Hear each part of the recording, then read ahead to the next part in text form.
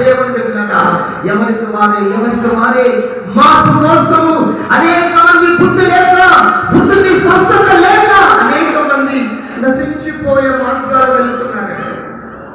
పాపానికి వ్యవస్థ లేదు, చిన్న పెద్ద లేదు, గురువు దైవం లేదు, భయం లేదు, దేవుని భయం లేకుండా ఈరోజు మనుషులు విచ్చులు వెళ్ళిపోతున్నారు.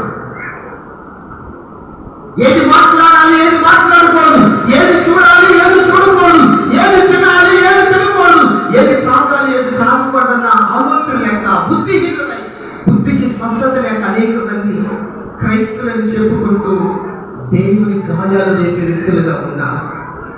రోజున దేవుడు పెట్టా, నీవు నేను అనాడికి అంజూరపు మొత్తం వలె మారాలి. హల్లెలూయా.